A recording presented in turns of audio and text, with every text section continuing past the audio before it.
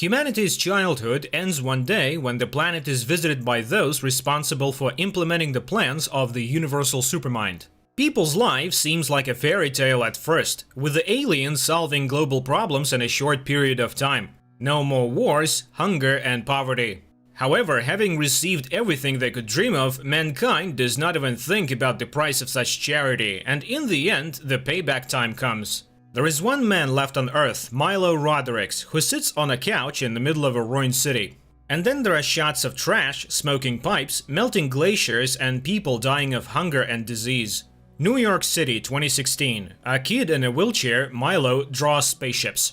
At this time, a small plane flies over Ricky Stormgrant's farm before suddenly hovering in the air and slowly sinking into the corn. All the people on Earth lose communication. Right in the middle of the city, the airliner gently lowers and lands. And over the main cities of the world, a huge flying ship hovering over the people, scaring them. TV goes on, reports of all the troops of the world being put on alert, causing panic, and the media mogul Wainwright suggests a takeover of the planet. But no one tries to make contact with the humans on Earth. Suddenly, a deceased loved one appears to each person and, introducing himself by the Karelian name, announces that the purpose of his arrival is to help humanity. They have come a long way to make people forget about wars, famine, and inequality. And the process of humanity's golden age has already begun. Listening to this address, Wainwright gives the newcomers a name, Overlords.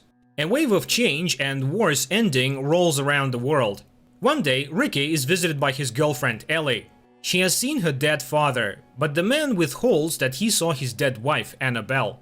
There are reports going to the government to stop the wars in the Congo, Sudan, and Korea. And where the warnings are not understood, a solar eclipse occurs, after which the inhabitants all join together in round, dancing and singing hymns. Looking at this, Wainwright remembers his father, who was very concerned about the peace of his pigs, so they went to the slaughterhouse happy.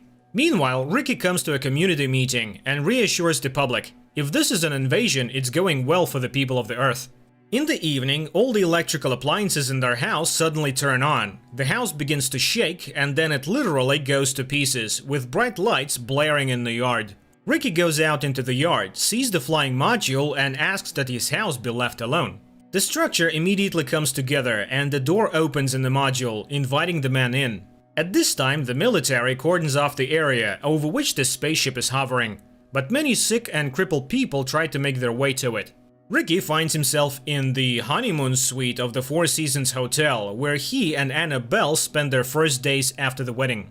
Carol Ann Voice explains, people were on the threshold of discovering interstellar travel, but the stars aren't for humans. The aliens need a liaison between overlords and the Earth, and Ricky is the best match. Carol Ann can't show his face yet, because humans aren't ready for it, and then he gives Ricky a gift.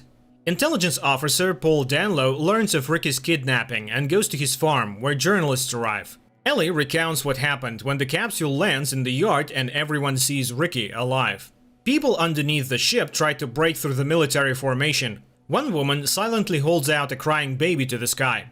Danlow asks Ricky to give back the object he received from the alien, but in Paul's hands it goes off. The baby in the woman's arms stops crying, and terrible red spots come off his face. Sick people everywhere are recovered, and the first happened when the bottle was opened. Ricky gives a press conference where he relays Carol Ann words that the environment and social policy will be changed. Answering a question, what does the alien ship look like from the inside, Ricky makes a joke, like a Four Seasons hotel room. Ellie hears this, and when the man comes home, she says she understands. Annabelle came to see him, but she's always there for him. Meanwhile, Wainwright concludes that this is an invasion. The alien again refuses to show himself. The people will not accept him, although they have already begun to feel each other's pain. And to make it reach faster, the overlords have sealed off oil wells in Saudi Arabia. Nevertheless, Wainwright is preparing a Freedom League petition calling for the expulsion of the aliens. Ricky reminds us of the world's peace that has come to Earth. Thousands of warships have been freed that can be loaded with food and sent to those in need.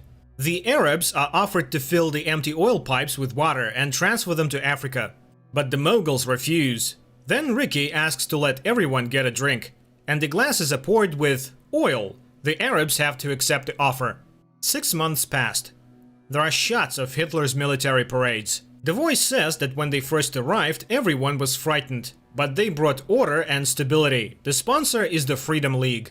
Milo's mother is proud of his son. He wrote an essay about overlords and got a scholarship for it. Freedom League is getting stronger, though Carol Ann hoped that there would be no more angry crowds in the world, and again refuses to show up for Ricky. Somehow, Milo finds a mother buying substances from her dealer and sees him beating a woman. Milo steps in and the man shoots him. The woman screams and hugs her son's body. Suddenly, a beam of light falls from the sky and the criminal falls. The light shifts to Milo and the boy comes back to life and gets back on his feet. Wainwright talks about it on TV. The dealer, of course, is a scoundrel, but he was destroyed without a trial. The girl Greta, whose believing mother committed suicide because the concept of God is destroyed, joins the conversation. Freedom League fighters capture Ricky, and Ellie turns to heaven for help. The man is brought to Wainwright, who offers to join him in the struggle. This whole conversation is broadcast all over the world, unbeknownst to the tycoon. And he says, "Let the world be destroyed by man, then thrive under the alien domination." Ricky refuses, and Wainwright orders the shooting. Suddenly, time stands still. A door opens before Ricky, behind which Annabelle awaits him. The man leaves and finds himself not far from his home. In the morning, Ellie puts a camera in Ricky's pocket. He must see the real Carol Ann. And he confesses that he wanted the world to see the real face of the League, which is ready even to kill for the sake of profit. Now the resistance has been dissolved and a worldwide confederation has been created, uniting the states. The alien refuses to show his face again, because he has seen people's reactions to their appearance. So Ricky brings his camera up to the glass and takes a picture. At home he shows it to Ellie. Carol Ann was right, you shouldn't show this to people. And he proposes to the woman. Greta urges the churchgoers not to give up and have faith. The news says that Wainwright hanged himself in his office. Somehow Milo visits his elderly friend, Kenny. The boy is upset, science is dying, and he does not want that because he intends to fly to an alien planet. 15 years have passed. Milo got his degree and got a job as an astrophysicist. Mom stopped drinking and got younger. It happened to everyone though. Earth was reborn and is now waiting to meet her guardian angels. Kenny, instead of the old car, moved into a roadhouse. However, he can live anywhere. People, realizing they no longer had to earn money, settled wherever they wanted, leaving their apartments with the doors open. The aliens succeeded in creating a paradise on Earth. One day, Jake Gregson is greeted at home by his son and rushes in. It's on. The family sits down in front of the television. The big day has arrived. Today, Carol Ann will show himself. 200,000 spectators wait in front of the pillar on which the spaceship will descend. Greta is also watching TV. The ship goes down. It is greeted by children by the request of Carol Ann.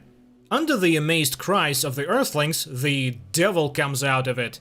2035 years had come, and the Golden Age had really arrived for mankind. Inequality, crime, and war are gone. People have renewable, environmentally friendly energy and enough food for the entire planet.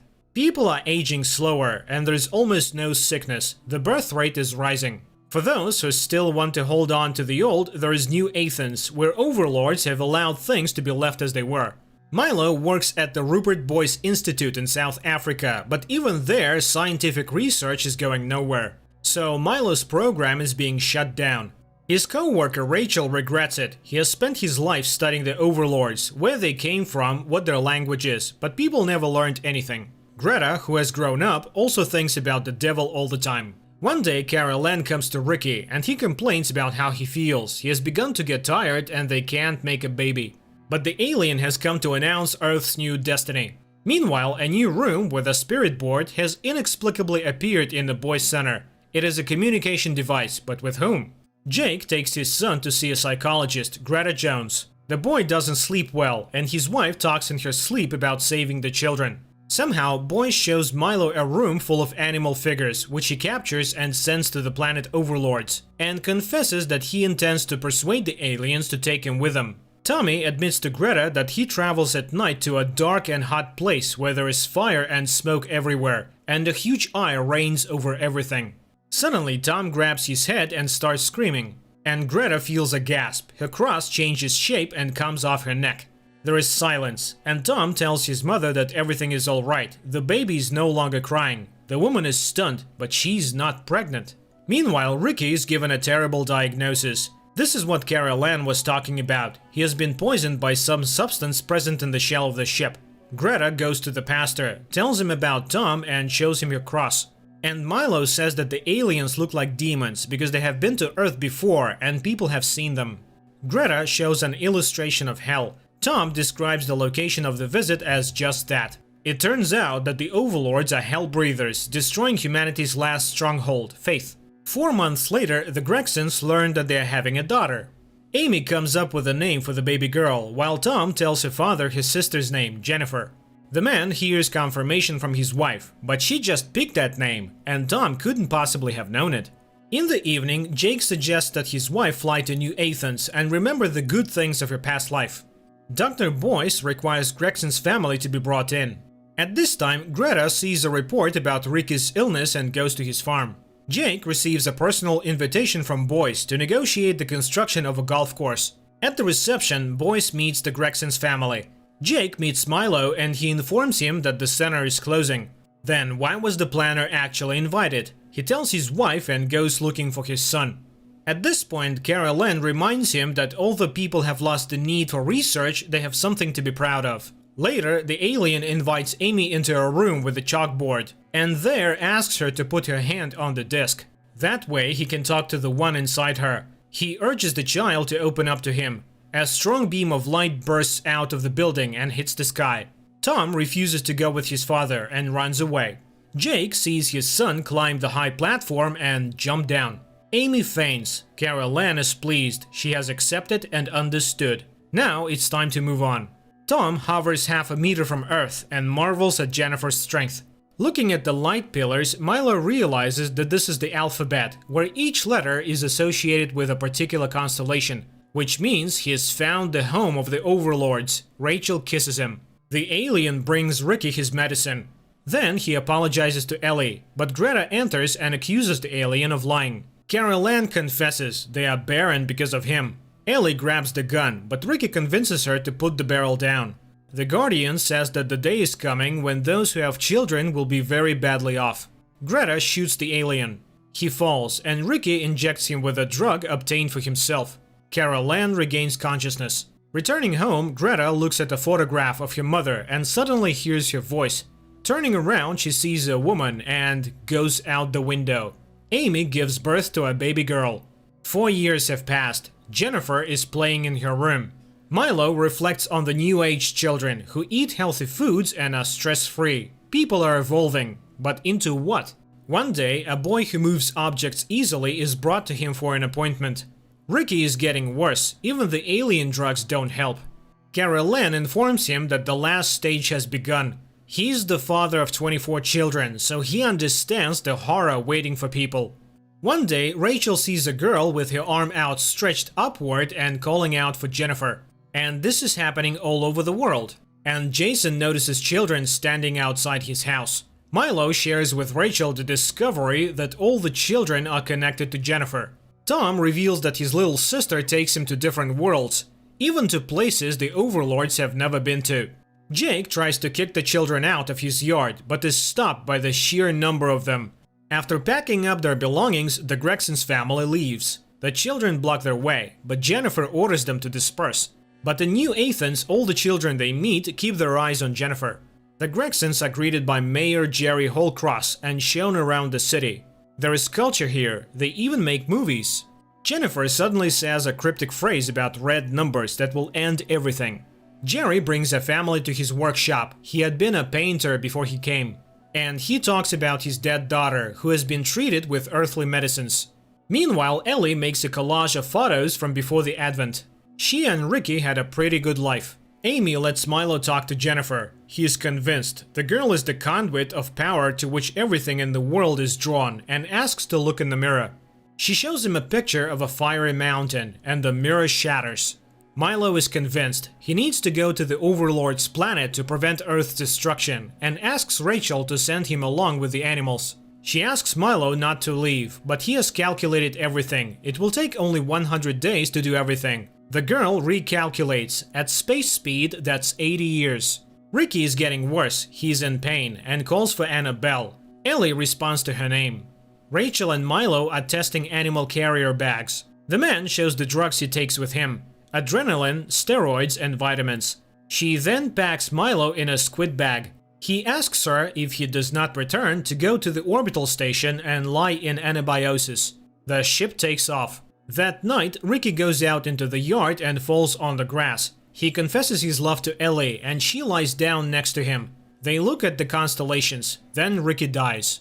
The Gregson's family is watching an old movie, but suddenly Carol Ann appears on the screen and proclaims that a great mind has told them to watch over humanity's transition to a higher level of consciousness. No more children will be born on Earth. The adults are left to live out their lives in peace, paving the way for a new species. Jennifer takes to the sky, and all the children around the world rush after her. The inconsolable parents cry out in the pain of separation. Amy and Jason ask Tom to stay, while Jerry turns on the bomb. The red numbers start counting down. The Gregsons come to the church too. Tommy says goodbye, he has to go too. There is an explosion. The girl stands on top of the mountain. Energy swirls gather around her and take off into the sky. Milo comes to and sees the Overlord. He shows him his world. 40 years have passed on Earth. Everything that has happened was long ago planned by a world-changing superintelligence. The Pillar of Fire is the connection to him. Milo then hears voices. It is a unified consciousness. The children are God, evolving into one mind. A multitude of Rachel appears before Milo, and he comes to his senses. He has to come back. A man wakes up in front of a screen with his Earth on it.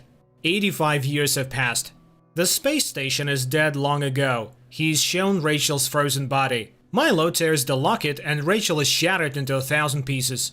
He realizes that he is the last living person on Earth. Carol Ann confirms that this is the fate of many worlds. They too have reached the highest point of their development. Their children will go where the super rulers have no access. Milo asks to be sent to Earth, so he sits in the middle of a ruined city on an old couch and asks the Guardians not to forget about his planet. Jennifer, standing on the mountain, pulls energy from everywhere. Milo asks to save at least something from Earth's culture. The planet explodes. The overlords fly away, leaving a tune for anyone passing by to hear. This is where the series ends. The series isn't bad itself. However, there is still not enough to capture the depth that lies in author Clarke's short-format book. Therefore, let's read the written works, because the human imagination repeatedly surpasses the most advanced features of cinema.